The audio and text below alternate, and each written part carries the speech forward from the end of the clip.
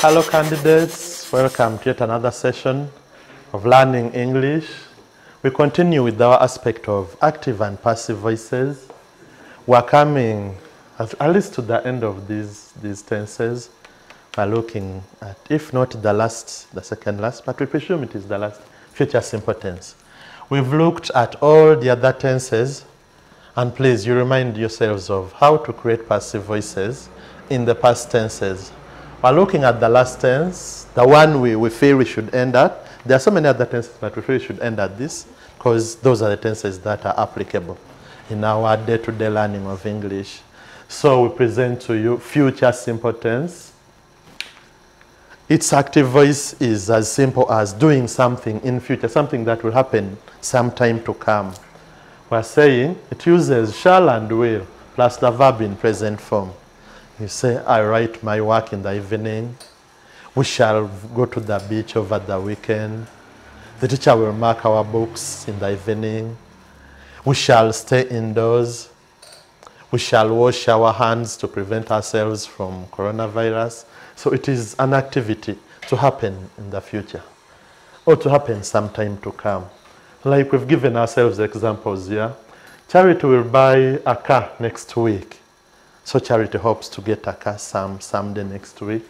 Senteza will organize the table. So someone is sure Senteza will do the organizing of this table.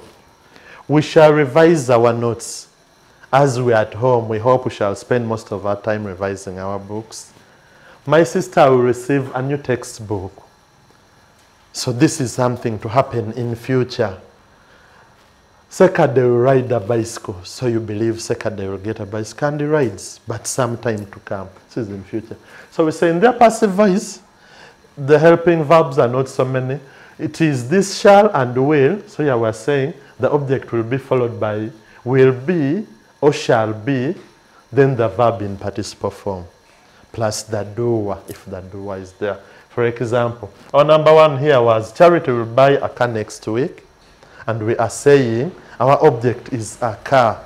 So we're saying a car will be bought by Charity next week. Will be bought. So it is will be, then the verb in participle form. Our sentence here is Senteza will organize the table.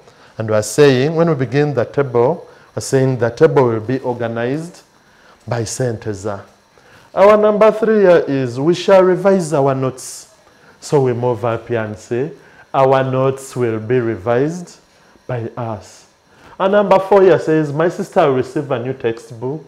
So when we begin with the new textbook, we shall say, a new textbook will be received by my sister. Number five here says, Sekade will ride a bicycle. So we're beginning with the bicycle. So we say, a bicycle will be ridden by Sekade. So here the teacher felt the examples he has given here are enough, and given the past experience on handling active and passive voices, whatever we've given ourselves in the past can help us, you who is there, give responses to these numbers. And we're saying, for example, number one, Anita will rub the whiteboard. You please start the whiteboard. Okay, so we realize that we shall say the whiteboard will be rubbed by Anita. Pauline will collect the books maybe after the lesson. So you realize that when you begin with the books, you said the books will be collected by Pauline. Terry will keep our whiteboard markers. Please provide a response.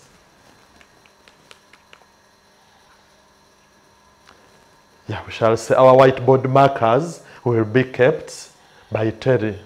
Celine will score a distinction 1. Please provide a solution there.